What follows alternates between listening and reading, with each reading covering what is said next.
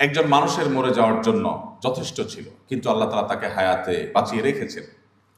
আমরা এখন আয়নাঘরের কথা শুনি, লোমহর্ষক বর্ণনা আমাদেরকে অবাক করে দেয় যে মানুষ কিভাবে এত পৈশাচিক, মানুষ কিভাবে এত নির্মম হতে পারে, মানুষ কিভাবে মানুষের প্রতি মানুষকে টর্চার করে এতটা আনন্দ পেতে পারে। আমরা অবাক হই। মুহাম্মদ সাল্লাল্লাহু আলাইহি সাল্লামকে মক্কার মুশরিকরা 3 বছরের জন্য অবরোধ করেছিলেন, তাকে এবং তার সকল অনুসারীদেরকে। এটা 2025 সালের অবরোধ না, যে অবরোধ চলাকালেও মানুষ নিজের জীবন কোনোভাবে বাঁচিয়ে রাখতে পারে, ধারণ করতে পারে। এটা 1500 বছর আগের অবরোধ, যখন একটা সমাজের সব মানুষ যদি গুটিকতক মানুষের সাথে সব ধরনের সম্পর্ক, লেনদেন, এমনকি কথাবার্তা পর্যন্ত বন্ধ করে দেয়, কেনা বেচা সবকিছু বন্ধ করে দেয়, তাহলে তাদের বেঁচে থাকা কোনোভাবে সম্ভব নয়। সেই রকম একটা সমাজে নবী করিম সাল্লাল্লাহু আলাইহি সাল্লামের জীবনে দীর্ঘ সময়ের অবরোধে তিনি সাহাবীদের নিয়ে মানবেতর জীবন যাপন করেছেন। সাহাবায়ে কেরাম একটা সময় এসে গাছের পাতা, কোন কোন বর্ণনাকারীরা বলছেন যে কোন পশু পাখির ছাল চামড়া শুকিয়ে গেলে গাছের পাতা, এগুলো খেয়ে তারা জীবন ধারণ করেছেন, কারণ কোনো খাবার ছিল না, তাদের কাছে কেউ কোনো খাবার বিক্রি করতো না। আর মক্কা সাধারণত খাদ্যশস্য অনেক বেশি উৎপাদন হতো না, মদিনায় হতো, বাইরে থেকে আমদানির উপর অনেকটা নির্ভর করতে হতো।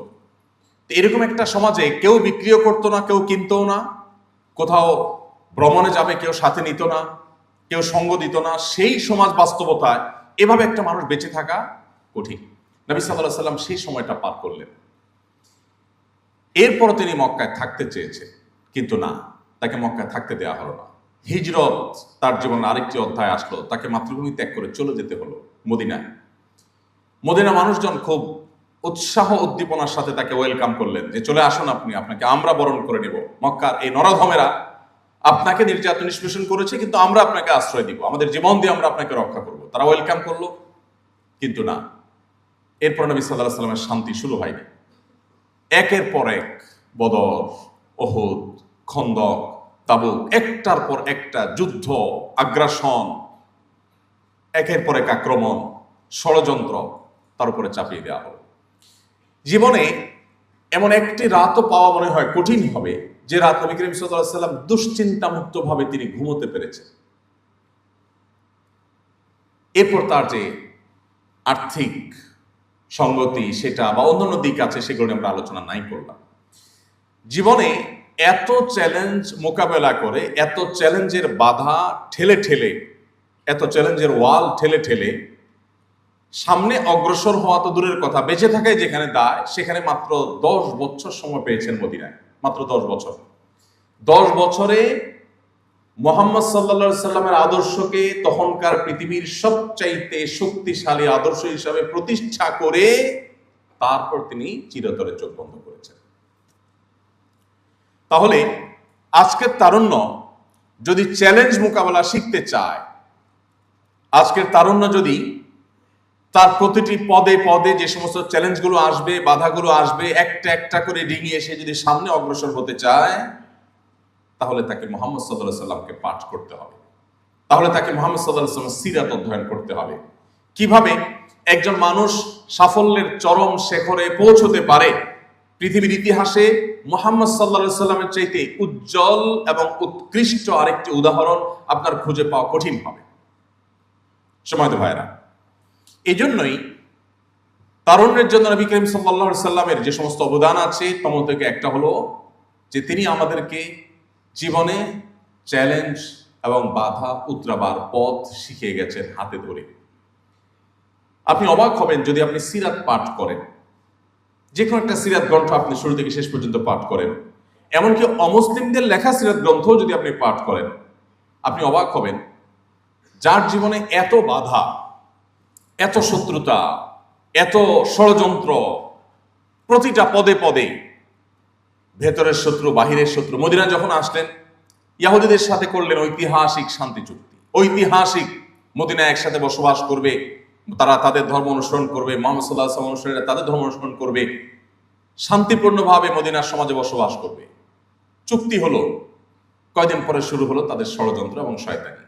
চুক্তি ভঙ্গ করে তারা গোপনে গোপনে আতাত করে করে মুসলমানদের শত্রুদের সাথে হাত মেলাতে শুরু করলো। এরপরে আবার মুসলমান সেজে ঘাপটি মেরে মুসলমানদের মধ্যে মুনাফিকরা ঢুকে পড়লো। একদিকে মক্কার মুশরিকদের শত্রুতা, অপরদিকে মদিনার ভেতরের একদিকে ইয়াহুদীদের শত্রুতা, অপরদিকে মুনাফিকদের শত্রুতা। এত মুখী চ্যালেঞ্জ মোকাবেলা। এরপর আবার অর্থনৈতিক চ্যালেঞ্জ। মদিনা যে ফসলের উপর নির্ভর হতো, সে ফসল উৎপাদন করা, আবার মক্কা থেকে এই যে হাজার হাজার সাহাবী যারা হিজরত করে এসেছেন, আজকের যুগে যারা আসে যাদেরকে রিফিউজি বলে, যদিও তারা রিফিউজি আজকে রিফিউজির মতো ছিলেন না, মুহাজির সাহাবীরা যারা মক্কা থেকে হিজরত করে আসলেন, তাদের অর্থনৈতিক মুক্তির ব্যাপার আছে। তাদের কিচ্ছু সাথে আনেন নাই, শুধুমাত্র এক কাপড়ে অনেকটা সবাইকে চলে আসতে হয়েছে। এই এক কাপড়ে চলে আসা হাজার হাজার মানুষ, সেই 1450 বছর আগের পৃথিবীতে আমরা ফিরে যাই, আজকের পৃথিবীতে রিফিউজিদেরকে ওয়েলকাম করার জন্য, তাদেরকে আশ্রয় দেওয়ার জন্য হাজারটা উপায় আছে। কিন্তু সেই 1450 বছর আগে, 1450 বছর আগে মক্কা থেকে আসা মুহাজির সাহাবীদের সবার অর্থনৈতিক মুক্তি নিশ্চিত করলেন, এবং তারা কেউ মদিনাবাসীর উপরে বোঝা হলেন না। একবার একজন মুহাজির, একজন আনসারী সাহাবী কোথাও কোনো কুয়া থেকে, কোনো কূপ থেকে পানি নিতে গিয়ে দুজনের মধ্যে বাদানুবাদ হলো। বাদানুবাদ হওয়ার পর একজন, ধরুন মুহাজির সাহাবী, আনসার সাহাবী মদিনায় যিনি আছেন, মদিনাবাসী, তিনি তার সমগোত্রীয় লোকদেরকে ডেকে বললেন, হে আমার সমগোত্রের লোকেরা, জলদি আসো, এই লোক আমার সাথে এই করেছে। অর্থাৎ একটা যুদ্ধ, একটা সংঘর্ষ, একটা নিজেদের মধ্যে মারামারির একটা আহ্বান। নবী করিম সাল্লাল্লাহু আলাইহি ওয়াসাল্লামের কানে আওয়াজটা আসলে তিনি বললেন, মালি, কি হলো আমার?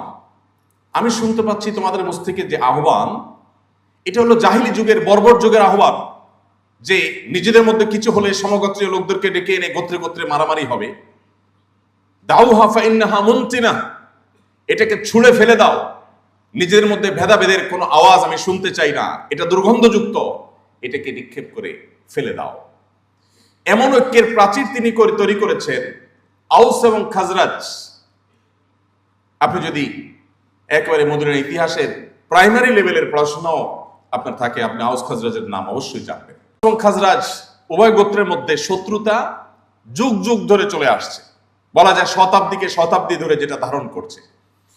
বাবা মারা যাওয়ার সময়, আউস এবং খাজরাজ দুটি গোত্র, এক গোত্রের বাবা মারা যাওয়ার সময় ছেলেকে ওসিয়ত করে যেতেন, বাবা, খাজরাজ গোত্রের লোকদের বিরুদ্ধে যুদ্ধ আমি করেছি সারা জীবন, হয়তো রণাঙ্গনে মারা যাচ্ছে যুদ্ধ করতে করতেই, সন্তানকে ওসিয়ত করে যেতেন যে বাবা আমি তো পারলাম না যুদ্ধটা শেষ করতে, ওসিয়ত করে যাই তুমি যুদ্ধটা চালায় যাও, এদের বিরুদ্ধে যুদ্ধটা চালায় যাও। ওই ছেলে আবার বড় হয়ে সে আবার তার ছেলেকে সেম ওসিয়ত করত। এরকম দুটি গোত্রকে নবী করিম সাল্লাল্লাহু আলাইহি সাল্লামের বলিষ্ঠ নেতৃত্ব, তার লিডারশিপের কারণে তিনি তাদেরকে এক প্লেটে বসে খাইয়েছেন, সকল ভেদাভেদ মাটির সাথে ধুলোর সাথে মিশে একাকার করে দিয়েছেন। আল্লাহ কোরআনে সেই কথা বলেছেন, তোমরা স্মরণ করো সেই সময়ের কথা, ইয কুনতুম আ'দা ফাআল্লাফা বাইনা কুলুবিকুম, তোমরা যখন পরস্পর শত্রুতায় মত্ত ছিলে, তখন তোমাদের সেই শত্রুতা দূর করে তোমাদের মধ্যে ঐক্য, সম্প্রীতি, ভালোবাসা, সৌহার্দ্যের এক উজ্জ্বল উদাহরণ সৃষ্টি করেছিলেন মুহাম্মদ সাল্লাল্লাহু আলাইহি সাল্লাম। সেই কথা তোমরা স্মরণ করো। প্রিয় ভাইরা, কেন মুহাম্মদ সাল্লাল্লাহু আলাইহি সাল্লাম 2025-এর পৃথিবীতেও প্রাসঙ্গিক, এবং আজ থেকে আরো 2000 বছর পরও যদি পৃথিবীতে মানুষ থাকে তিনি প্রাসঙ্গিক থাকবেন? তার কারণ আপনার জীবনে বাধা যেখানেই আসবে, চ্যালেঞ্জ যেখানেই আসবে, সেখানে আপনি মুহাম্মদ সাল্লাল্লাহু আলাইহি সাল্লামের জীবনীতে আপনার করণীয় আপনি খুঁজে পাবেন। আল্লাহ সেই কথাই বলেছেন, লাকাদ কানা লাকুম ফি রাসূলিল্লাহি উসওয়াতুন হাসানাহ। আজ আমরা বাংলাদেশে মানুষ হিসাবে আমরা যে সমস্ত সংকট, যে সমস্ত সমস্যার মুখোমুখি, আপনি প্রতিটি সমস্যা, প্রতিটি সংকটকে মুহাম্মদ সাল্লাল্লাহু আলাইহি সাল্লামের আদর্শের কোষ্ঠী পাথর দিয়ে আপনি সমাধানের পথ আপনি আবিষ্কার করতে পারবেন, খুঁজতে পারবেন। কিভাবে তিনি ঐক্যবদ্ধ করেছেন, কিভাবে তিনি জাতিকে চ্যালেঞ্জ ওভারকাম করা শিখিয়েছেন। আমি যে কথাটি বলতে গিয়ে অন্যদিক চলে আসছিলাম, সেখানে আবার ফিরে যাচ্ছি। নবী সাল্লাল্লাহু আলাইহি সাল্লাম তার সিরাত যদি আপনি পাঠ করেন, আপনি দেখবেন এত বাধা যার জীবনে। আমি সেই কথা বলতে গিয়ে, বাধা বলতে গিয়ে এদিকে এসেছিলাম, ইহুদিদের বাধা, মুনাফিকদের বাধা, এই সকল বাধা, এত চ্যালেঞ্জ, এত টেনশন, এত পেরেশানি, এত দুশ্চিন্তা যার জীবনে, বাধার পাহাড় মাথা নিয়েই যার জন্ম, সেই ব্যক্তি তার সম্পর্কে সাহাবীরা বলছেন, তার শিষ্যরা বলছেন, যারা তাকে দেখেছেন তারা বলেছেন যে তার দিকে যখনই তাকাতাম তিনি মুচকি হাসতেন। এত বাধা, এত টেনশন, এত পেরেশানি, এত শত্রুতা যার ব্যাপারে, সেই লোকটা তার দিকে তাকিয়ে কখনো এমন হয়নি যে তিনি গোমড়া মুখে আছেন, সবসময় তিনি হাসি মুখে থাকতেন। এবং তার সিরাতের তারজমের ইতিহাসে আপনি কোথাও খুঁজে পাবেন না, কোন অমুসলিমও লেখেনি যে তিনি কখনো রাগান্বিত হয়ে মেজাজ হারিয়ে তিনি কাউকে ধমক দিয়ে এরপরে সরি তাকে বলতে হয়েছে। একটি ঘটনা তার জীবনে এমন হয়নি যে কোনো একটি পদক্ষেপ নেওয়ার পর তিনি আবার ব্যাক করেছেন, না সরি আমার ভুল হয়েছে, এটা বলতে হয়েছে, এরকম হয়নি। প্রিয় ভাইরা, এই জন্য আপনার যদি লিডারশিপ শিখতে হয়, আপনার যদি চ্যালেঞ্জ মোকাবেলা শিখতে হয়, আপনার যদি নিজের আদর্শকে, নিজের চিন্তাকে, নিজের মিশনকে সাকসেসের সর্বোচ্চ শিখরে নিয়ে যেতে হয়, তাহলে আপনাকে মুহাম্মদ সাল্লাল্লাহু আলাইহি ওয়াসাল্লামকে পাঠ করতেই হবে। এর বিকল্প কোনো পথ আপনার সামনে খোলা নেই।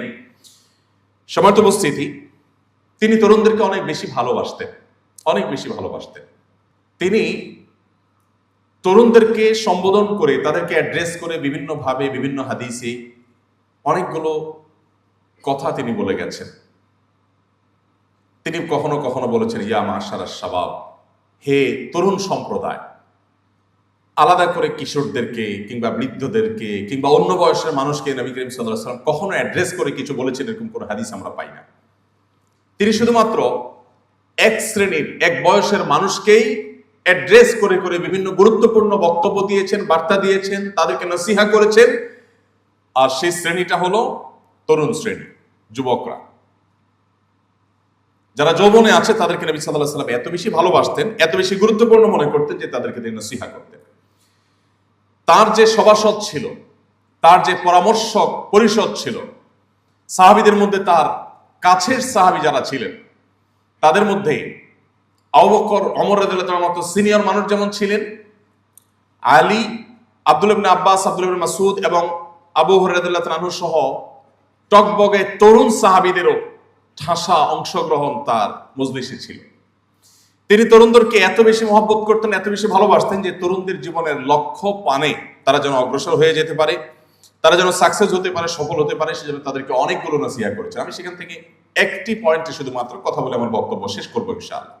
তার আগে, কেন সিরাত পাঠ আমাদের জন্য গুরুত্বপূর্ণ, কেন আপনি এমনকি অমুসলিম যদি হয়ে থাকেন কেউ এখানে, তারপরও আপনাকে কেন মুহাম্মদ সাল্লাল্লাহু আলাইহি ওয়াসাল্লামকে জানতে হবে, কেন তাকে পাঠ করতে হবে, আমি সে বিষয়ে আরেকটু কথা বলতে চাই। আজ আমরা আমাদের মধ্যে যে সমস্ত দৈন্যতা খুঁজে পাই, এর মধ্যে আমি শুরুতে যে পয়েন্টটা বলছিলাম যে আমাদের বেশিরভাগ মানুষের জীবনের লক্ষ্য কি আমরা জানি না। কোন একজন অস্ট্রেলীয় একজন বিজ্ঞানী, সম্ভবত তার নামটা আমার মনে নেই, এই ভদ্রলোকের একটি উক্তি আমি কোথাও পড়েছিলাম। তিনি বলেছিলেন যে আমি পৃথিবীতে কেন এসেছি বা আমার কেন জন্ম হয়েছে পৃথিবীতে আমি জানি না, তবে এইটুকু নিশ্চিত যে আমি একটু ভালো খেলাম, পড়লাম, এরপর আমার জীবনটাকে শেষ করে দিলাম, এটা আমার জীবনের লক্ষ্য হতে পারে না, অসম্ভব। তো আমরা বেশিরভাগ মানুষ যারা নিজেদেরকে মুসলমান দাবি করছি অথবা মুসলমানের সন্তান হিসাবে হয়তো আমরা গর্বিত বটে, আমরাও বেশিরভাগ মানুষ আমাদের জীবন আজ অনেকটা লক্ষ্যহীন। মুহাম্মদ সাল্লাল্লাহু আলাইহি ওয়াসাল্লাম আমাদের জীবনে লক্ষ্য খুঁজে পেতে আমাদেরকে সাহায্য করেছেন, যেটি সেই নিউজিল্যান্ডের নিউ মুসলিম তরুণ, মাত্র 19 বছর বয়স ছেলেটি, সে আমাকে যেটি বলেছে, ঠিক একই কথা আমার কাছে মনে হয় যে এখন আমাদের সহস্র তরুণের অন্তরের কথা, যে আমাদের জীবনের লক্ষ্য কি আমরা বেশিরভাগ মানুষ জানি না। আল্লাহ তাআলা কোরআনে বলেছেন, ওয়া খালাকতুল জিন্না ওয়াল ইনসা ইল্লা লিয়াবুদুন। মুহাম্মদ সাল্লাল্লাহু আলাইহি ওয়াসাল্লাম আমাদের জীবনের লক্ষ্য কি সেটা আমাদের খুঁজে পেতে সাহায্য করেছে, এবং সেজন্যই তাকে আমাদের পাঠ করতে হবে, তাকে আমাদের অধ্যয়ন করতে হবে, তাকে আমাদের জানতে হবে। তাহলে আমরা সমৃদ্ধ হব, আমাদের জীবন সমৃদ্ধ হবে, আমরা এগিয়ে যাবো ইনশাআল্লাহ। সম্মানিত উপস্থিতি, মুহাম্মদ সাল্লাল্লাহু আলাইহি ওয়াসাল্লাম তরুণদেরকে যে সমস্ত গাইডলাইন দিয়েছেন সেটা অনেক দীর্ঘ। আমি একটা পয়েন্টে শুধু কিছু কথা বলে শেষ করব। মুহাম্মদ সাল্লাল্লাহু আলাইহি ওয়াসাল্লাম তরুণদেরকে তাদের জীবনে চরিত্রের হেফাজত এবং সংরক্ষণ করবার ব্যাপারে বিশেষভাবে গুরুত্ব আরোপ করেছে। তিনি যে দুই তিনটি সম্বোধন বা দুই তিনটি অ্যাড্রেস করেছেন তরুণদেরকে উদ্দেশ্য করে, তার একটি ছিল এই রিলেটেড। তিনি বলেছেন, ইয়া মাআশারাশ শাবাব, হে তরুণ সম্প্রদায়েরা, মান ইসতাতাআ মিনকুমুল বাআতা ফালইয়াতাযাওয়াজ, তোমাদের কেউ বিবাহ করবার সামর্থ্য যদি সে অর্জন করে ফেলে তাহলে আর বিলম্ব না করে সে যেন বিবাহ করে ফেলে। ওমান লাম ইয়াস্তাতি, যে ব্যক্তি সেটা করতে না পারে, ফাআলাইহি বিসসাওম, সে যেন রোজা রাখে। কেন? তার নিজেকে নিয়ন্ত্রণ করবার জন্য। আজ আমাদের সামনে গোটা পৃথিবীতে ভোগবাদ এটা এমন ভাবে আষ্টে পৃষ্ঠে আমাদেরকে বেঁধে ফেলেছে যে আমাদের জীবনের লক্ষ্য যেন ভোগ ছাড়ার কিছু নেই। মুহাম্মদ সাল্লাল্লাহু আলাইহি সাল্লামের পুরো জীবন অ্যানালাইসিস করলে আপনি তার জিস্ট খুঁজে পাবেন যে তিনি আমাদেরকে আসলে ত্যাগের শিক্ষা দিয়েছেন এবং ত্যাগের জন্য উদ্বুদ্ধ করেছেন, বিশেষ করে তরুণদেরকে। আপনারা ইসলাম বিশ্ববিদ্যালয় কুষ্টিয়ার প্রফেসর ডক্টর খন্দকার আব্দুল্লাহ জাহাঙ্গীর ভাইয়ের নাম হয়তো শুনে থাকবেন। অনেক বছর আগে তিনি রোড অ্যাক্সিডেন্টে মারা গেছেন। ডক্টর আব্দুল্লাহ জাহাঙ্গীর রহমাহুল্লাহ একটি কথা বলতেন, সেই কথাটি হলো, তিনি বলতেন যে যেই জিনিসটা সৃষ্টিগতভাবে, জন্মগতভাবে, মূলগতভাবে যে জিনিসটা প্রমোটেড, সেটাকে যদি আরো প্রমোশন করা হয় তাহলে সেটা দুর্ঘটনায় পড়া নিশ্চিত। যে জিনিসটা আগে থেকে প্রমোটেড বা সৃষ্টিগতভাবে প্রমোটেড, সেটাকে প্রমোট আর করতে হয় না, ওইটাকে কন্ট্রোল করতে হয়। আর ইসলাম এই কন্ট্রোলের কথাই বলেছে। গোটা পৃথিবী দেখবেন যে সব ক্ষেত্রে দেখবেন তরুণদেরকে ভোগের কথা বলে, সবাইকে ভোগের কথা বলে, কেউ কন্ট্রোল করার কথা বলে না। ইসলাম আপনাকে কন্ট্রোল করার কথা বলবে। মুহাম্মদ সাল্লাল্লাহু আলাইহি সাল্লাম আপনাকে কন্ট্রোল করার কথা বলেছেন যে আপনি নিজেকে নিয়ন্ত্রণ কিভাবে করবেন, নিয়ন্ত্রণ কেন করবেন, সেই জিনিসটা তিনি বুঝিয়েছেন এবং সারা জীবন তিনি এটার প্রতি আহ্বান করেছেন। একটা গাড়ি 80 কিংবা 100 স্পিডে এমনি চলছে, এটা প্রমোটেড, এমনি গতি সম্পন্ন। তাকে যদি পেছন থেকে আবার ধাক্কা দেওয়া হয় অথবা সামনে থেকে কোনো কিছু দিয়ে জোরে টান দেওয়া হয় তাহলে এই গাড়ি অ্যাক্সিডেন্ট করবে নিশ্চিত। একটা প্রচন্ড গতিসম্পন্ন গাড়ির গতিকে নিয়ন্ত্রণ করতে হয়, এটাকে ধাক্কা দিতে হয় না।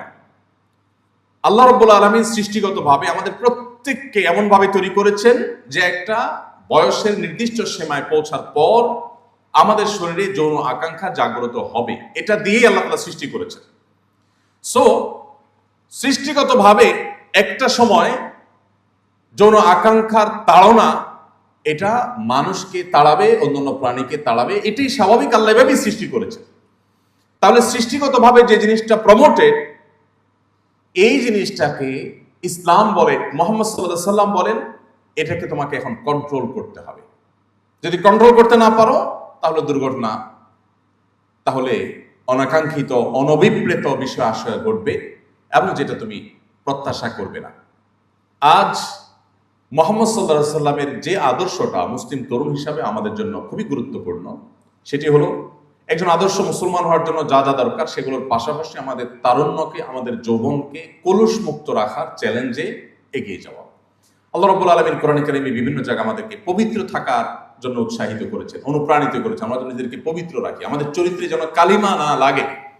দেখুন, পৃথিবীর যে সমস্ত দেশগুলো ওপেন কালচারের দেশ, বিশেষ করে সেক্সুয়াল ইস্যুগুলোতে যারা ওপেন কালচারে বিশ্বাসী, সে সমস্ত দেশগুলোতে তরুণদের তাদের যে মনস্তত্ত্ব, তাদের যে মানসিক যে অবস্থা, সেটার উপরে যদি আপনি একটু সাদাসিধে টাইপের কোনো সার্ভে করেন, একেবারে একাডেমিক এবং ডিপ সিস্টেমিক্যাল কোনো সার্ভে নাও করেন, আপনি একটু খোঁজ খবর যদি নেন, তাও আপনি দেখতে পাবেন যে তারা যা খুশি তা করতে পারে, কিন্তু এরপরেও তাদের মানসিক শান্তিটা নেই। তারা কেউ সুখী না, তারা কেউ ভেতর থেকে হ্যাপি না, তারা প্রচন্ড ডিপ্রেসড। এবং সে সমস্ত দেশগুলোতে তরুণদের মধ্যে আত্মহত্যার প্রবণতা অন্য বয়স্ক মানুষের চাইতে আরো বেশি, ভাইরাস তাদের ভোগের সব উপকরণ আছে। মুহাম্মদ সাল্লাল্লাহু আলাইহি সাল্লাম তিনি বলেছেন, তোমরা জাহান্নামমুখী অভিযাত্রায় একের পর এক ঝাঁপ দিয়ে পড়ছো, তোমরা অদৃশ্যের জগৎ সম্পর্কে জানো না, সেজন্য তোমরা এমন পথে যাচ্ছ যে পথের শেষ ঠিকানা জাহান্নাম। তিনি বলেছেন, ওয়া আনা আখিযু বিহুজাজিকুম মিনান নার, আমি তোমাদের কোমর ধরে ধরে জাহান্নাম থেকে বাঁচাবার জন্য সংগ্রাম করছি, চেষ্টা করছি। এটাই নবী সাল্লাল্লাহু আলাইহি সাল্লাম তাকে শিক্ষা দিয়েছেন। প্রিয় ভাইরা, তরুণদেরকে সেজন্য নবী করিম সাল্লাল্লাহু আলাইহি সাল্লাম আদর্শবান, চরিত্রবান, তাদের চরিত্র সংরক্ষণকারী হওয়ার জন্য তিনি উৎসাহিত করেছেন, অনুপ্রাণিত করেছেন। আমাদের সামনে এটা অনেক বড় একটা চ্যালেঞ্জের বিষয়। এই যুগে কোনো তরুণ 5 ওয়াক্ত নামাজ পড়ছে, অথবা সে মাশাআল্লাহ লম্বা দাড়ি রেখেছে, কোনো তরুণী হিজাব করেন অথবা 5 ওয়াক্ত নামাজ পড়েন, এই জিনিসগুলো যত গুরুত্বপূর্ণ, তার চরিত্রকে কোনো প্রকার কালিমা কলুষ থেকে, হারাম রিলেশন থেকে মুক্ত রাখাটা কোনো কোনো ক্ষেত্রে এগুলোর চাইতে বেশি গুরুত্বপূর্ণ হয়ে ওঠে। মুহাম্মদ সাল্লাল্লাহু আলাইহি সাল্লাম এই আহ্বানটা আপনাদেরকে, আমাদেরকে, তরুণদেরকে করে গেছেন। আপনি যদি কোরআনে কারিমের সূরা ইউসুফ খোলেন, কোরআনের সবচেয়ে দীর্ঘতম সূরাগুলোর মধ্যে থেকে একটা, আপনি এই শিক্ষা পাবেন। ইউসুফ আলাইহিস সালাম তার জীবনে একটি হারাম রিলেশনের অফার এসেছিল, তিনি সেটাকে কিভাবে মোকাবেলা করেছেন, কিভাবে সেটাকে ডিনাই করেছেন, ডিনাই করার ফলে তার উপরে কি কি নির্যাতনের স্টিম রোলার নেমে এসেছে, তাকে বন্দিত্ব বরণ করতে হয়েছে, দীর্ঘদিন জেল জীবনে কাটাতে হয়েছে, এরপরে তিনি তার চরিত্র বিসর্জন দিতে প্রস্তুত হন নাই। কোরআন কারীম আল্লাহ তাআলা সেই ঘটনা উল্লেখ করেছেন আমাদের তারুণ্যের চরিত্রকে হেফাজত করবার জন্য। দেখুন, মুসলিম তরুণদের সবচাইতে বড় অস্ত্র বলতে পারি, সবচাইতে বড় সংগ্রামের জায়গা বলতে পারি, যদি মুসলিম তরুণ তার তারুণ্যকে হারাম এবং অবৈধ রিলেশন থেকে বাঁচাতে পারে, এটাও তার সবচাইতে বড় সাফল্যের জায়গা। কেন? কারণ হলো, একজন যুবক যিনি বিশ্ব জয় করার স্বপ্ন দেখে, সে নিজের প্রবৃত্তিকে এতটুকু নিয়ন্ত্রণ করতে পারবে না, সে বিশ্ব জয় তো দূরের কথা, সে নিজেকেই তো জয় করতে পারবে না। এজন্য মুহাম্মদ সাল্লাল্লাহু আলাইহি সাল্লাম আমাদের চরিত্রকে হেফাজত করবার জন্য বিভিন্নভাবে উৎসাহিত করে বলেছেন। তিনি বলেছেন, মাইয়াদমান লি মা বাইনা লিহইহি ওয়া মা বাইনা রিজলাইহি আদমান লাহুল জান্নাহ। তোমাদের মধ্যে কেউ যদি তার মুখের এবং তার সম্ভ্রমের, লজ্জাস্থানের, ইজ্জতের হেফাজত করবার দায়িত্ব নেয়, যে তার এই দুটি বিষয়কে সে নিয়ন্ত্রণ করবে, আল্লাহর অবাধ্যতার পথে সে পরিচালিত করবে না, এই গ্যারান্টি যদি কেউ দিতে পারে, এই দায়িত্ব যদি কেউ নিজের বেলা নিজে নিতে পারে, এবং এই চ্যালেঞ্জ নিয়ে যদি কেউ চ্যালেঞ্জে জয়ী হতে পারে, নবীজি বলেছেন, আমি তার জান্নাতের গ্যারান্টি দিলাম, আমি তার জান্নাতের দায়িত্ব নিলাম, যদি সে তার নিজের এই চরিত্রকে হেফাজত করবার দায়িত্ব নেয়। প্রিয় ভাইরা, পশ্চিমা যে কালচার বা সংস্কৃতি, এটা আমাদের দেশকে এমনভাবে গ্রাস করে ফেলেছে যে আজকাল এই সমস্ত কালচারগুলো আমাদের কাছে এতটাই ডালভাত হয়ে গেছে যে আজ থেকে 2 দশক 3 দশক আগে আমাদের দেশে প্রথম বিয়ে করার পর নতুন স্বামী স্ত্রী নিজেদের স্বামী স্ত্রী হিসাবে পরিচয় দিতে যতটুকু হেজিটেশন ফিল করত, লাজুকতা অনুভব করত, এখন নিজের জেনার সঙ্গী, হারাম রিলেশনের সঙ্গী, একজন ব্যভিচার কর্মের সঙ্গীকে পরিচয় দিতে এতটুকু কুণ্ঠা এখন তরুণরা বোধ করে না। আমরা সেরকম একটা সমাজ বাস্তবতা এখন আছে। এই জিনিসটা এমনিতে হয় না, এটা উইথ প্ল্যান। এর জন্য অনেক বড় প্ল্যান, অনেক বড় ডিজাইন করা হয়েছে, কোটি কোটি মিলিয়ন মিলিয়ন টাকা বা ডলারের পিছনে খরচ করা হয়েছে। মুসলিম তরুণদের যে ধার, মুসলিম তরুণদের যে ঝাঁজ, মুসলিম তরুণদের যে শক্তি, মুসলিম তরুণদের যে উচ্ছলতা, সেটাকে ধ্বংস করে ভোঁতা করে দেওয়ার জন্য। আপনি মুসলমান, আপনি আপনার তারুণ্যকে, যৌবনকে যদি হারাম রিলেশন থেকে বাঁচাবার সংগ্রামে জয়ী হন, সবাই হারাম রিলেশনের সাথে জড়িয়ে থাকলেও আপনি থাকেন না, আপনি নিজেকে বাঁচিয়ে রেখেছেন, তাহলে আপনি সবচেয়ে আদর্শবাদী মুসলমানদের একজন, সবচেয়ে আদর্শবাদী মুসলমানদের একজন। প্রিয় ভাইরা আমার, এই চ্যালেঞ্জটা, এটা আমাদের মোকাবেলা করা শিখতে হবে। আমি একটি কথা বিনয়ের সাথে আপনাদেরকে বলতে চাই, আপনারা বিশ্ববিদ্যালয়ের শিক্ষার্থী, আমার শ্রদ্ধেয় শিক্ষকবৃন্দ এখানে আছেন অনেকেই, আমি বলতে চাই, পশ্চিমাদের কাছ থেকে আমাদের নেওয়ার অনেক কিছু আছে। পশ্চিমাদের কাছ থেকে আমরা জ্ঞানে, বিজ্ঞানে, তথ্য প্রযুক্তিতে, অবকাঠামোতে, উন্নয়নে, প্রশিক্ষণে, অনেক কিছুতে আমরা পিছিয়ে আছি। ডেফিনেটলি এই সমস্ত বিষয়গুলো তাদের কাছ থেকে আমাদের নেওয়ার আছে, সো আমরা সেগুলো তাদের কাছ থেকে নেব। কিন্তু আমরা যদি তথ্য প্রযুক্তিতে, জ্ঞানে, বিজ্ঞানে তাদের চাইতে 100 বছর পিছিয়ে থাকি, তাহলে পারিবারিক বন্ধনে, দাম্পত্য সুখে আমরা তাদের চাইতে 200 বছর এগিয়ে আছি। আপনি পৃথিবীর সমস্ত উন্নত দেশে একটু চোখ মেললে দেখতে পাবেন যে আমাদের এখানে আমি শুধু মুসলমানদের কথা বলছি না, আমি আমাদের সাবকন্টিনেন্টের কথা, আরো স্পেসিফিক করে আমাদের বাংলাদেশের কথা যদি বলি, তো আমাদের এই অঞ্চলে আপনি মুসলমান, হিন্দু, খ্রিস্টান, বৌদ্ধ, আমাদের এখানে সামাজিক যে সংস্কৃতি, আমাদের যে সামাজিক সৌন্দর্য, এই সামাজিক সংস্কৃতিতে আপনি দেখবেন স্বামী স্ত্রী পরস্পরকে যতটা ভালোবাসেন, স্বামী স্ত্রীর মধ্যে বোঝাপড়া যতটা ভালো, উন্নত দেশগুলোতে এটা কল্পনাও করা যায় না। আমি মাসখানেক আগে একটি উন্নত দেশে একজন বাংলাদেশি যিনি বুয়েটিয়ান, ফজর নামাজ পড়ে তার বাসার সামনে গেলাম, তো পাশে একজন বৃদ্ধ মানুষ যিনি খ্রিস্টান, ওই দেশের নাগরিক, তো তার সাথে পরিচয় হলো। আমাদের বাংলাদেশি সেই ভাইয়ের নেইবর, তার প্রতিবেশী, আমাকে পরিচয় করায় দিলেন। তো লোকটা দেখলাম ভোরবেলা একটা মাইক্রোবাসে করে আসলেন, নামলেন, গায়ে ধুলো ময়লা।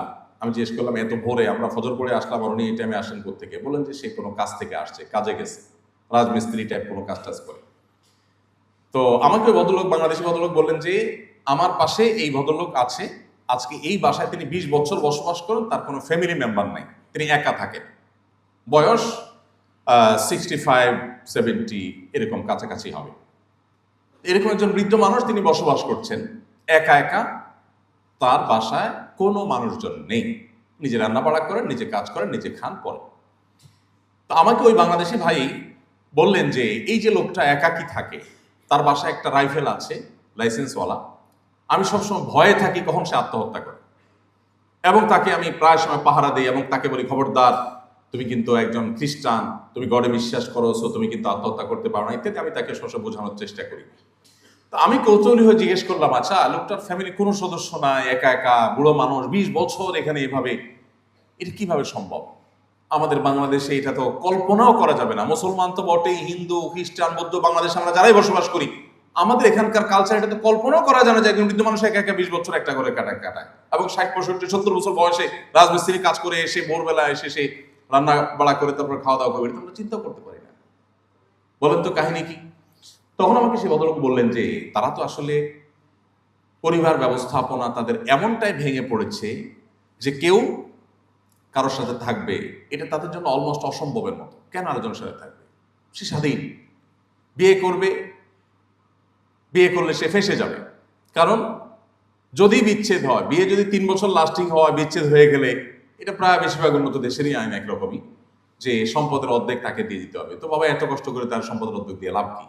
আর বোঝাপড়া তো কারোর সাথে কারোর বোঝাপড়া নেই, এত বেশি স্বাধীন তারা যে স্ত্রীরও কয়েকটা করে বয়ফ্রেন্ড আছে, আর ওই পুরুষ লোকটারও কয়েকটা করে, স্ত্রীরও কয়েকটা করে বয়ফ্রেন্ড আছে, আর স্বামী লোকটারও কয়েকটা করে গার্লফ্রেন্ড আছে, কিচ্ছু বলার নাই, স্বাধীন। দেখুন, গোটা পৃথিবী আপনাকে বলবে তুমি একজনের সাথে রিলেশনে আছো, বৈবাহিক সম্পর্ক হোক আর হারাম সম্পর্ক হোক, একজনের সাথে তুমি সম্পর্কে আছো, এই অবস্থায় তুমি আরেকজনের সাথে সম্পর্ক করতে পারো না। সব সমাজ এটাকে খারাপ ভাবে দেখে। কেন খারাপ ভাবে দেখে? পড়ে কি যুক্তি আছে? একজন মানুষ তো স্বাধীন, তিনি কারোর সাথে রিলেশনে আছেন, স্বামী বা স্ত্রী, অথবা অবৈধ বিবাহ বহির্ভূত সম্পর্ক আছে, একই সময় তিনি অন্য আরেকজনের সাথে যদি সম্পর্ক রাখেন তলে তলে, এটাকে পৃথিবীর সব সমাজ খারাপ মনে করে, অপরাধ মনে করে। কেন? কারণ মনে করা হয় যে তাহলে জীবন সঙ্গী বা যার সাথে এখন তিনি আছেন তার সে সঙ্গী বা সঙ্গিনীর সাথে প্রতারণা করা হয়, এই জন্য, তাই না? ইসলাম এর চাইতে আরো এক কাঠি এগিয়ে। কিভাবে? ইসলাম বলে তোমার জীবনে যে জীবন সঙ্গী বা সঙ্গিনী আসবেন, কাউকে আল্লাহ তোমার জন্য লিখে রেখেছেন, তোমার তাকদিরে আছে, তিনি যেই হন না কেন, তার জন্য তোমার পুরো যৌবনকে, প্রতিটা দিন, প্রতিটা রাত, প্রতিটি ঘন্টা, তোমার প্রতিটি সেশনকে পাহারা দিয়ে দিয়ে তার জন্য তুমি তোমার নিজেকে সেভ করতে হবে। যদি না করো, তাহলে তোমার জীবনে অনাগত জীবন সঙ্গী বা সঙ্গিনীর সাথে তুমি প্রতারণা করলে, কারণ তুমি তার আগে কাউকে তথাকথিত ভালোবাসা আদান প্রদানের নাটক অভিনয় করলা, আর যথাসময়ে তোমার জীবন সঙ্গী যে আসলো, সঙ্গিনী যে আসলো, তার সাথে তুমি নাটক অভিনয় করলা, তাহলে দিন শেষে তুমি প্রতারণা করলা। পৃথিবীর মানুষ যেটাকে প্রতারণা মনে করে, ইসলাম সেটাকে আরো এক কদম আগ বেড়ে প্রতারণা সাব্যস্ত করে এবং সেটাকে আমাদের জন্য নিষেধ করে। এই জন্য ভাইরা, এটা একটা বেটাগিরির ব্যাপার। ইদানিং একটা স্লোগান বেশ জনপ্রিয় হয়েছে, প্রেম করে কাপুরুষ, বিয়ে করে বীর পুরুষ। যথাযথ, আমার কাছে যথার্থ উক্তি মনে হয়েছে। চুরি চুপটামি, পলাপলি, অলিগলিতে, চিপা চাপায়, হোটেলের বেঞ্চে, এগুলা কি? এ তো কাপুরুষের কাজ। বীর পুরুষের মতো নবী করিম সাল্লাল্লাহু আলাইহি ওয়াসাল্লাম বলেছেন, আলিনু হাদান নিকাহ ফাইন্নাহু নিকাহ ওয়া লাইসা বিসিফাহ। তোমরা বিবাহ করবে ঘোষণা দিয়ে, আওয়াজ করে, সবাইকে দাওয়াত করে বিবাহ করবে। আমার কাছে প্রায় সময় চিরকুট আসে যে হুজুর পালিয়ে বিয়ে করা যাবে কিনা। আমি বলি এটা কোনো কথা? পলাপলি করবে তো চোর ছিনতাইকারী, ডাকাত পলাপলি করবে। বিবাহ করবে যে সে তো একটা ভালো কাজ করবে, সে কেন পলাপলি করবে? সে বাপের বেটার মতো বুক ফুলায়া ঘোষণা দিয়া সবাইকে সাথে নিয়া সে বিবাহ করে ডাকডোল পিটাতে পিটাতে যাবে। এটাই তো সুন্নাহ, এটাই তো আদর্শ। প্রিয় ভাইয়েরা, তো আমি ওই যে অমুসলিমের কথা বলছিলাম, ওই ভদ্রলোক তার কোনো পরিবারের সদস্য নেই, এবং পরে খোঁজ খবর নিয়ে দেখলাম যে হ্যাঁ, এরকম মানুষ এই সমাজে অহরহ, অনেক মানুষ এরকম যাদের আসলে পরিবারের কোনো সদস্য নেই, কারোর সাথে কারো কোনো বোঝাপড়া নেই। আমি একটা কথা বরাবরই বলি, আমাদের এখানে অধঃপতনের পরও ঢাকা এখন প্রতিদিন, আরো কয়েক বছর আগের জরিপে প্রতিদিনই যে পরিমাণ বিবাহ নিবন্ধন হয়, তাল মিলিয়ে প্রায় সেই পরিমাণ বিবাহ বিচ্ছেদ হয়। দুর্ভাগ্যজনক। এই যে আমাদের ফ্যামিলি বন্ডিং খারাপ হয়ে যাচ্ছে, স্বামী স্ত্রীর মধ্যে বোঝাপড়া কমে যাচ্ছে, এটা কমতে কমতেও যেই লেভেলে আমরা আছি, আমরা যদি আরো 50 বছর নিচে নামতে থাকি, পশ্চিমারা আরো 100 বছরও সেখানে আসতেও পারবে না ইনশাআল্লাহ। আমাদের এখানে এখনো স্বামী স্ত্রীর মধ্যে যে বোঝাপড়া, আমি সবসময় বলার চেষ্টা করি, এটা ওরা স্বপ্নেও কোনোদিন দেখে না যে আসলে বোঝাপড়া এত ভালো হতে পারে। আমাদের স্বামী স্ত্রীকে, স্ত্রী স্বামীকে যতটা মিস করে, ওরা একটু চিন্তা করতে পারে না। একটা অ্যাপসের অ্যাডভার্টাইজ আপনারা নিশ্চয়ই দেখেছেন, যাদের স্মার্টফোন আছে নিশ্চয়ই একটা অ্যাপের অ্যাডভার্টাইজ বারবার আপনাদের সামনে আসে, সোশ্যাল মিডিয়াতে বিশেষ করে। সেটা হলো, দেখা যাচ্ছে যে স্ত্রী সোফায় শুয়ে আছেন, হাতে মোবাইলটা, ঘুম এসে গেছে। তখন স্বামী এসে কি করে? মোবাইল হাতে রেখে ঘুমায় পড়ছেন বেচারি স্বামী বা অবৈধ সঙ্গী, সে এসে কি করে? মোবাইলটা খোলার চেষ্টা করে। অ্যাপস ডেভেলপ যারা করেছেন, ওই অ্যাপ ডেভেলপকারী প্রতিষ্ঠান অ্যাডভার্টাইজে যেটা বোঝাতে চায় সেটা হলো, না, স্বামী যতই চেষ্টা করে খুলতে পারে না। এমনকি মোবাইলটা নিয়ে বউয়ের মুখের কাছে ধরে যে ফেস লক দিয়ে খোলে কিনা, না, তাও খোলে না। এই অ্যাডভার্টাইজের মিনিংটা কি বলতো? অ্যাডভার্টাইজ কি কিছু বলতে চায় কিনা? বলতে চায়। অ্যাডভার্টাইজ বলতে চায় একটা সমাজ পচে গলে দুর্গন্ধযুক্ত হয়েছে, তার দুর্গন্ধ বের হচ্ছে অ্যাডভার্টাইজ থেকে। অ্যাডভার্টাইজ বলতে চায় যে তাদের সমাজে স্বামী স্ত্রীর মধ্যে বিশ্বাসের জায়গাটা ভঙ্গ হতে হতে এমন একটা লেভেলে চলে গেছে যে এখন আসলে স্বামী স্ত্রীকে, স্ত্রী স্বামীকে কেউ কাউকে বিশ্বাস করে না। যে আমাকে যে এত ঘন ঘন love you love you love you too এইরকম জিকির মতো করতে থাকে, এই বাটপার না জানি মেসেঞ্জারে আবার কাউকে সেম কথা লিখে পাঠাইছে।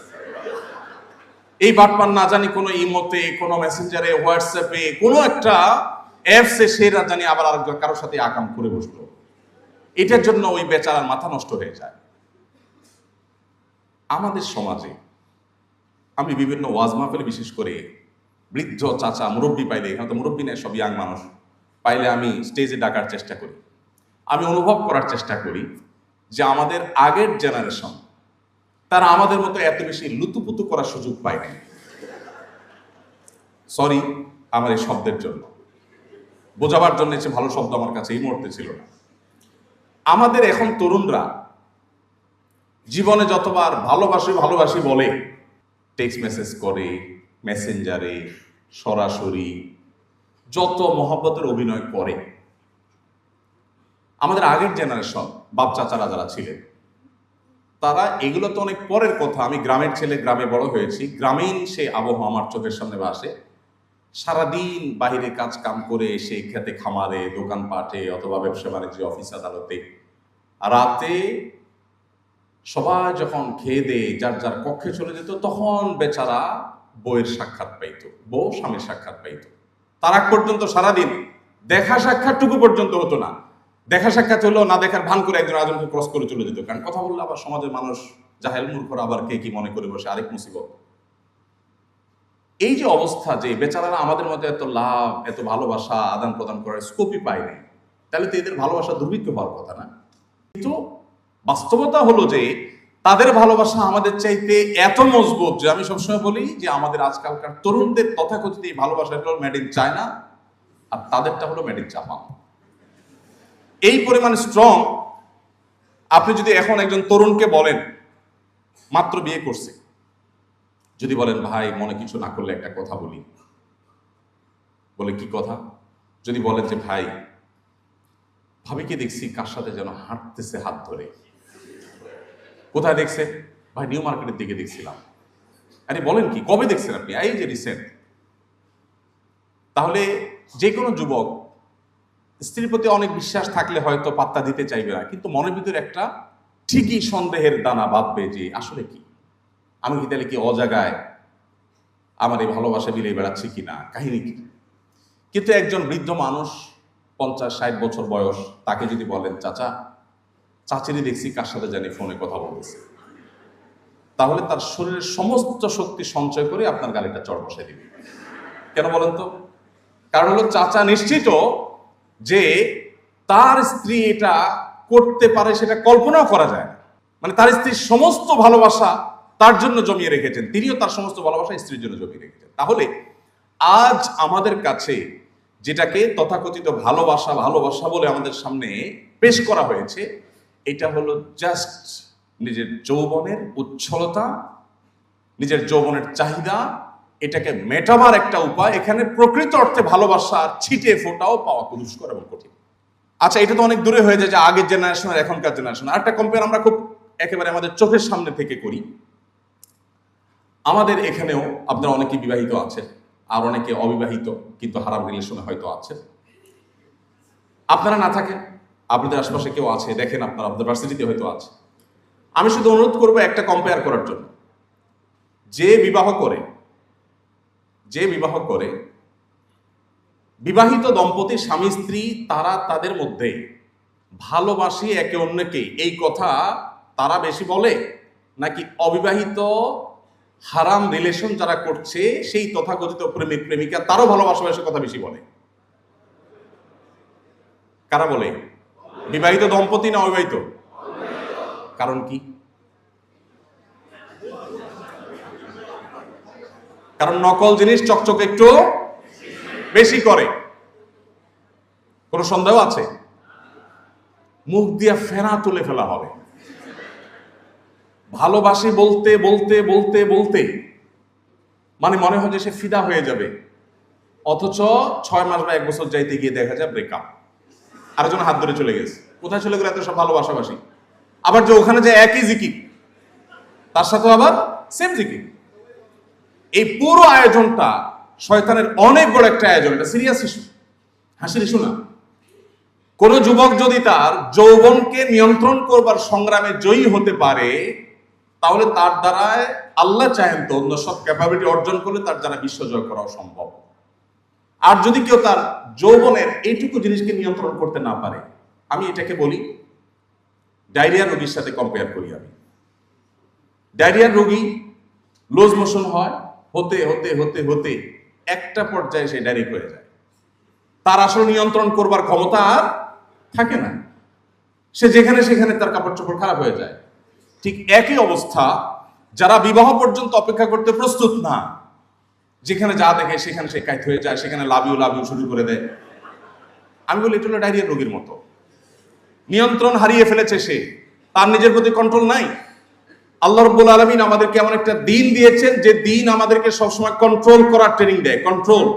আল্লাহ বলেছেন কুল্লিল মুমিনিনা ইয়াগুদ্দু মিন আবসারিহিম ওয়া ইয়াহফাযু ফুরুজাহুম। ভার্সিটিতে পড়েন ছাত্ররা ছাত্রীরা, তাদের চোখের সামনে হারাম বহু দৃশ্য এসে পড়ে, নিজেকে নিয়ন্ত্রণ করা কঠিন হয়ে যায়। আল্লাহ বলেছেন হে ঈমানদার, নারী এবং পুরুষ আলাদা আলাদা অ্যাড্রেস করে আল্লাহ বলেছেন। প্রথম পুরুষদেরকে বলেছেন, এরপর নারীদেরকে বলেছেন তোমরা তোমাদের দৃষ্টিকে সংযত রাখবে, অবনত করবে, কন্ট্রোল করবে।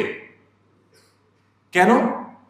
কারণ তুমি যদি কন্ট্রোল না করো তাহলে তোমার মনোজগতে অস্থিরতা কাজ করবে, আর এই অস্থিরতার ফলে তোমার ভেতরের পশুত্ব, পাশবিকতা এটা জেগে উঠবে। যখন জেগে উঠবে তখন তুমি নানাবিধ অপরাধে, নানাবিধ অন্যায়, নানাবিধ গুনাহে তুমি জড়িয়ে যাবে।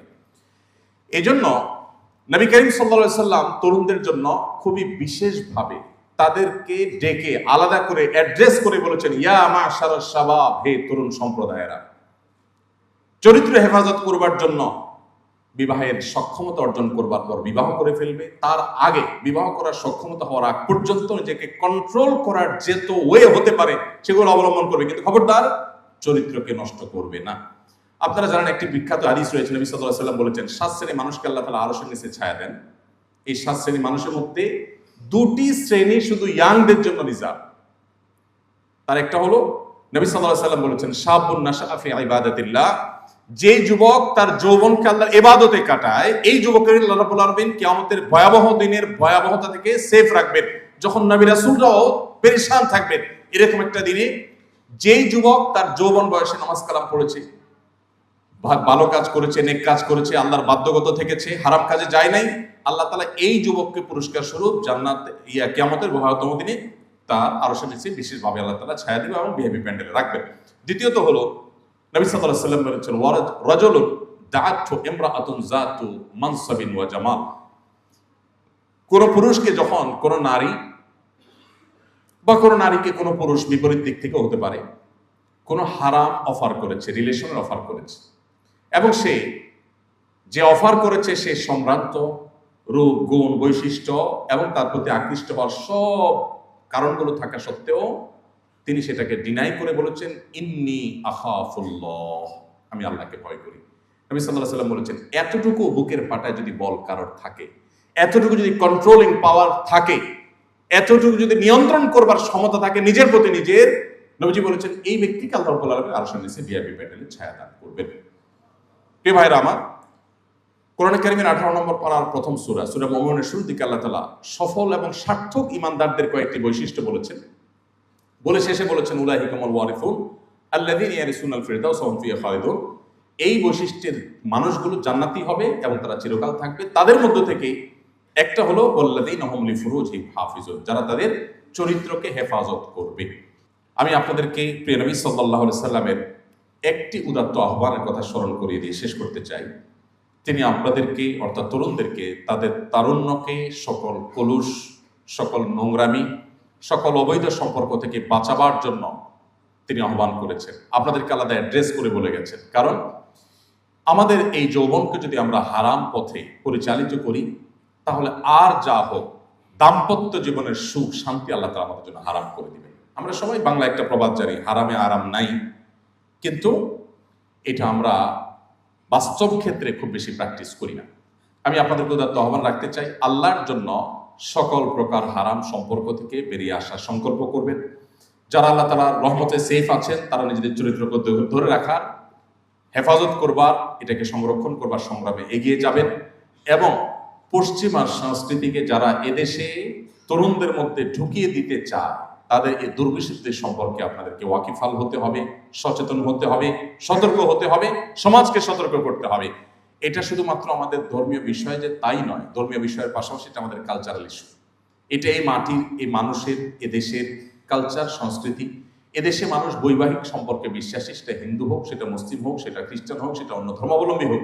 অতএব ভিনদেশীদের কাছ থেকে আমাদের নেওয়ার অনেক কিছু আছে, সেটা না নিয়ে আমরা তাদের কাছ থেকে বস্তা পচা সস্তায় সমস্ত সংস্কৃতি যদি নেই তার পরিণতি কি হতে পারে, এটা ওই যে বৃদ্ধ 20 বছর যিনি ফ্যামিলি ছাড়া জীবন কাটিয়ে দিয়েছেন এরকম শত সহস্র বৃদ্ধ আপনি দেখতে পাবেন। আপনি যদি বাইরে ট্রাভেল করে নিশ্চয়ই দেখবেন অনেক মহিলা 70, 80, 85 বছর বয়স একা একা ট্রাভেল করছে, কেউ নাই তার সাথে। পরিবার ব্যবস্থাপনা ভেঙে খান খান হয়ে গেছে, টুকরো টুকরো হয়ে গেছে। যারা বিবাহ করেছেন তারা জানেন সারাদিন যত কষ্ট করেন, পরিশ্রম করেন, দিন শেষে আপনি বাসায় যাবেন, আপনার ফ্যামিলির কাছে যাবেন, স্ত্রী আছে, মা বাবা আছেন, ভাই বোন আছেন, সন্তান সন্ততি আছেন। এই চিত্র, এই দৃশ্যগুলো যখন চোখের সামনে ফুটে ওঠে সারাদিনের কষ্ট মুহূর্তের মধ্যে আমরা ভুলে যেতে পারি। যারা এই পরিবার ব্যবস্থাপনার এই সুফল, এই দুনিয়ার জান্নাত, পরিবারের সুখ সমৃদ্ধি, এটা যারা পায়নি বা যারা হারিয়ে ফেলেছে তাদের মধ্যে দেখবেন সুখের সমস্ত উপকরণ থাকা সত্ত্বেও তাদের রাস্তাগুলো আমাদের চাইতে অনেক বেশি চকচকা, অনেক বেশি ফ্রেশ, পরিবেশ অনেক বেশি সুন্দর, তাদের যে পথঘাট, তাদের যে নেচার সেটা আমাদের চাইতে অনেক সুন্দর হওয়া সত্ত্বেও তারা সুখী নয়, তারা ডিপ্রেসড, তারা আত্মহত্যা প্রবণ, তাদের সংসার শেষ, তাদের দাম্পত্য জীবন শেষ, তাদের পরিবার ব্যবস্থা শেষ। এই জন্য আল্লাহর ওয়াস্তে আমাদের বিবাহ বহির্ভূত সম্পর্ককে না বলার মতো ঈমানি শক্তি আমাদের থাকতে হবে। আর এটা যদি না হয় তাহলে আমি ভালো মুসলিম যেমন হতে পারবো না, ঠিক তেমনি ভাবে আমি সুখী মানুষও হতে পারবো না।